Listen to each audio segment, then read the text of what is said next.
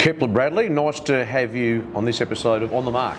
Thanks for having me, mate. Kepler Bradley became a cult hero in his time at the Fremantle Dockers. The former forward discusses the highs and lows of his career in this edition of On the Mark. Let's talk about your life, your career, the good times, the bad. You're obviously ensconced here at the Claremont Football Club, but as a boy, were you always a footy head? Yeah, I was. I love the Sydney Swans. Dad was a mad South Melbourne supporter, and then he brainwashed me at a very young age, and yeah, was a Sydney Swans supporter, and I loved the way that Paul Kelly and Darren Creswell, Tony Lockett, Mark Bayes, those sort of boys running around, and sort of always thought to myself it'd be pretty cool to do that for a job, but no way thought I would ever make it, but surprised myself later on down the track. When did you, in your head, believe that could be a pathway to play professional football? I had my head in the sand compared to the young fellas these days. I sort of didn't realise how to take the steps to make it that deep and play AFL footy, and I suppose it was when I got picked for the state 18s and went pretty well, and then the player managers and the club start ringing, and then my parents almost giving me a nudge going, you could be a chance to play at that level. So it all happened pretty quick, but as a young fella I just thought I was way off the mark and just loved me footy and loved me mates and enjoyed it.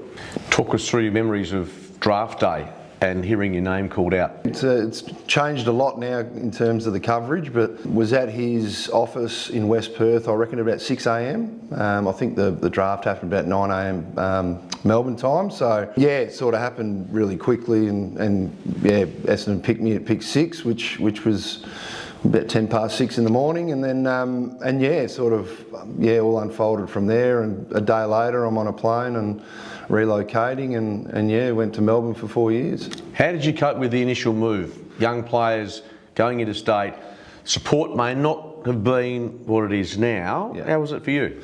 I struggled. Yeah, it was a big move for me. The only times I moved away from home before that was the state carnivals. So I went to Adelaide and then went to Melbourne for the 16s and 18s, and they were only for 4 or 5 days. And you played 3 games in those days, but I never moved away for a long period of time. Obviously when you draft you get pretty excited and it's all pretty new, but after a month or two after being in Melbourne, you sort of miss home a bit and get a bit homesick. And then it hits you that football's your job, so if you're playing really well, it's obviously, you're really enjoying it, and if you can't get a kick, which is what happened to me, you start not enjoying what you should be enjoying. So, and then that on top of the homesickness and missing mates and that sort of thing, I found it a real struggle for an 18-year-old. So you played almost 50 games for Essendon.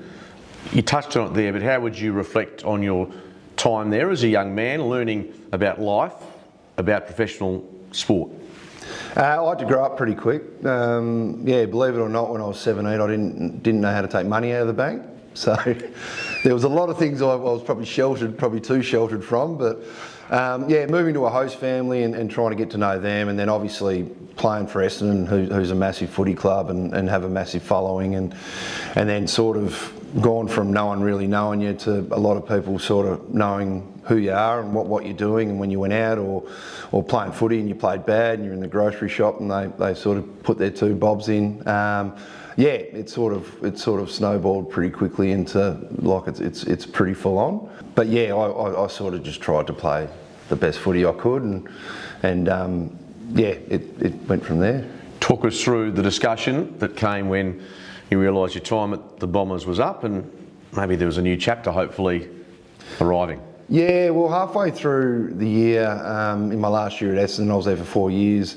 I sort of knew that I wasn't going to be there the following year, so Essendon's affiliation second tier club was Bendigo Bombers, so I played with them for the remainder of the year, and I sort of knew that Freo were interested, not super keen, but certainly interested. So I tried to put my best forward in that comp and played the best footy I could. And then at the end of the year, I got delisted and managed to be picked up in the national draft by Fremantle. So it was, yeah, sort of panned out okay. Talk us through the delisting. I'm assuming Matthew Knight's delivered the news, and then the flat feeling you would have gone through on that moment compared to the upside of coming back to WA to playing for the Fremantle Football Club? Yeah, I mean, the trade period came and Essendon was certainly talking to Fremantle and couldn't strike a deal. So when the trade week finished, basically got the phone call from Dodoro, Adrian Dodoro, saying that you're no longer required. So from then it was, and that was sort of October. So from there, my head was spinning a bit, and I knew the national draft was coming up in sort of 6 weeks' time. At that time, not a lot of mature-aged guys went in the draft, so it was one of those ones where I was pushing shit uphill. But then Freo asked me to come and train with them through the November period, and I trained with them for about 2 or 3 weeks prior to the national draft, and must have trained all right because they ended up picking me. I think it was the last pick in the draft, and went from there. But it was that sort of 6 or 7 weeks of uncertainty of if I'm not playing football, what do I do next in life, which was a shock. So you finish up at the Bombers, you end up in 2008 through to 2014 at Fremantle. That is the bulk of your footy life in many respects. Enjoyable, fun, hard work, heartache, what was it? No, I loved it. Loved every minute of it. Playing footy in front of, back then it was Subiaco Oval most weeks, and you got your 40,000 people in there, and that was fantastic. But to be around a bunch of boys for a week and train hard and do your weights and go to the cafe and have a chin wag, they're fond memories of being at Fremantle Footy Club. So yeah, I wasn't. We played finals and that sort of thing. We certainly didn't win the ultimate, but we had a cracking bunch of boys that played pretty hard and then enjoyed themselves off the field. Who were the players that you either looked up to or were mentors during that period? I got front row seats to the Matthew Pavlich show. So that was, I remember we played a final in Geelong, against Geelong at the MCG, and we were not meant to win the game. We were paying a lot to win it, and Pav just kicked 7 or something in the first half, and we ended up winning by 20 points. But the way he went about it, it was absolutely unbelievable. They couldn't stop him, and it happened quite regularly in derbies and big matches that we played in. He was someone that you just sort of sit back and admired. I reckon Dave Mundy, the longevity of Dave was absolutely outstanding, and then the big ruckman Aaron Sanderlands, who I'm pretty close with. Had a fantastic career, and I have to mention Hayden Ballantyne as well, my little mate. Those sort of guys there that went on and played really good, consistent footy, and all Australians, BNFs, and all that sort of thing. I just wish in when we played Hawthorn in the GF, we could have got the win for them. How athletically gifted you were as a player in your mind? For my height, I was relatively good at ground level. So growing up, I was sort of wing on ball, and then when I got drafted, it was unusual for a 6'6" bloke to be an on baller. Which now you sort of see Pat Cripps and Nat Fyfe, the bigger on ballers, sort of coming into style. But back then it was you're a key position player, and I sort of struggled a bit on the big key position forwards, Richardson and Brown and Treadray and all these sort of blokes. But that was sort of my go, was being getting the ball at ground level and my athleticism. But I wasn't the quickest bloke going around, so that sort of held me back when I was playing in the back line. It's about 20 years ago, so I need to be reminded. You turned into a bit of a cult hero amongst Fremantle fans. Why do you think that was? Well, I think I make the easy things look really hard, and occasionally the hard things look easy. And I'll occasionally slip over when I shouldn't. I'll bounce a ball and it'll go over my head. But I think they could see that I was trying my guts out. Just I might have a bit of lack of talent in a few areas of my game, but it was actually a really nice sort of vibe to my career towards the end, because at Essendon you go as a high profile player and it doesn't sort of work out. and they sort of, you know, you read the press and that sort of thing, and it's news you don't really want to read as a youngster. And then I came to Freo and almost had to prove to the players and the supporters that I can play a bit. And then I reckon, yeah, for that last 3 or 4 years, it's almost like a few jumped on the bandwagon. It was pretty memorable, and I loved every minute of playing in front of the supporters. Was there one game personally that stood out for you with how you went?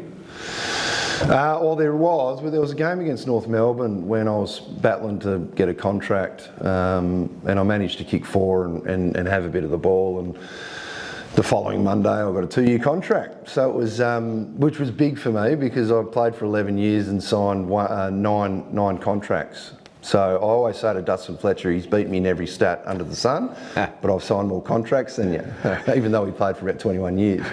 So yeah, that game sort of, I reckon, saved my career. And then I managed to build another 3 or 4 years on top of that. In terms of senior coaches, in brief, how would you reflect on what you went through at Fremantle? Yeah, Mark Harvey and then I had Ross Lyon. So both really good coaches in their own way. Harves was more of a sort of free-flowing, let yourself go sort of thing, and Ross was a lot more structured and that sort of thing. So both outstanding coaches. Both, I think, led the club to finals. But I really liked the way Ross went about it. He was really hard on players and how he wanted to play, and he got the results in playing at a grand final. But for me, it was sort of, it didn't matter if you were sort of the so-called best player or a rookie listed player. He'd hit you between the eyes if you didn't do what we wanted, or he'd pat you on the back when you did what we wanted. So I found that refreshing to be coached by Ross. Did he ever have you in his sights? All the time. Yeah, it happened quite regularly. Probably too regularly. But I was good at copping it on the chin and sort of, getting on with it and getting on to the next contest. So, he wouldn't just go off his head at anyone, but if you certainly went out the guidelines, he'd have a go at you. So I needed to stop playing as a small and play more as a tall and get down the line. That was half my issue. Injuries get a lot of players. They got you in the end. Funny story, yeah. So week before we played against Hawthorn in Launceston and kicked a few goals and feeling good about myself. And it was about round 3 or 4 in our grand final year, and then Richmond came along Friday night. Actually started to talk about a contract beyond the year we were playing, and then in the second quarter I've gone to snap a ball from 45 metres and Dylan Grimes jumped across me quad and my leg kept going and managed to do my ACL and every other ligament in my knee, which ultimately was my last game. How did you take the transition from player to retirement? I had about 18 months after my knee to sort of, I suppose, mentally get my head around it. In that period, I sort of tried to help the boys at Peel with the alignment and the young fellas, and sort of wanted to get into the coaching side of things while I was recovering from my knee. And then, when it sort of all finished, Claremont reached out and I came here and played a year here and then coached the Rezzies and been the footy manager now for 6 or 7 years. The coaching bug, did it bite you? Yeah. I was early on. I was really enjoying it. Yeah, I never thought playing the game I'd enjoy coaching, but when I finished and then had the knee and then had time to sort of sit in the coach's box and give some feedback to youngsters, and then ultimately come here and coach the reserves, I did really enjoy it. Yeah. A placid character, that's the reputation you have. So likeable. But I remember sitting in a commentary box next to you before I did a Channel 7 game, and you were coaching the reserves. Yeah. And there was this lunatic going off next door, and someone said, "That's Kepler." And I couldn't believe it. I had to poke my head around. It was you. Yeah. So not only the coaching bug got you, but the intensity of what's a pretty hot environment also at times even ruffled your feathers. Yeah, it does. I mean, now that you finish and you sit back and you sort of almost, I wanted to be in a coach's box probably at the start of my career just to see what coaches look for. And it's not all about kicks, marks and handballs. It's about where you're positioned and sort of the way you want to play and how we move the footy and where you should be at that point in time. So I reckon that certainly would have helped me in my career. But yeah, I must have had an off day that day. But you see a bunch of 20, 22, 23 on the field and running around, and you just want the best for them to play league footy, because I was coaching the reserves, and a few players mustn't have been doing what I asked of them, and I might have got a bit grouchy. You, as you said, have been here at the Claremont Footy Club for a long time. You spent most of your working life, if not all of it, in the footy business. How much have you got the passion for being involved in a footy club as opposed to when you started out on the journey?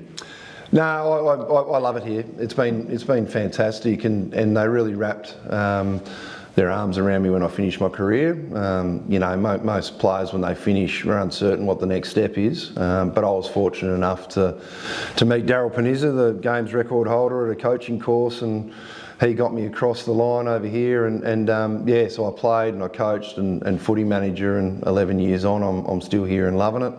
But I just like the little bits of gold you get out of, you're meeting an Ollie Eastland at 17 and he's sort of coming through the pathway and doesn't really know where he fits and what position he plays, and now he's arguably one of the best rucks in the comp, and still got quite a few more years to go, and won a couple of B&Fs and that sort of thing. So you like to think you had a bit of an impact in those sorts of journeys along the way. So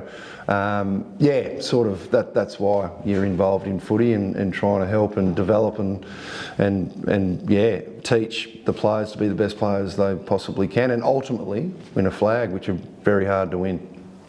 Are you a Fremantle man or an Essendon man? I'm Fremantle, yes. No equivocation? No, I mean, to be honest, I don't go to a lot of the AFL games anymore, because I'm sort of at waffle games every week, but if there's a Fremantle game on, I'll certainly turn that on and watch it. For whatever reason, I was there for a little bit longer than Essendon, but I just feel a little bit more strongly connected to the Fremantle faithful. I asked the subjects on the mark a couple of questions towards the back end of our chat, one of which is, what has been the best day of your life? Doesn't have to be footy related.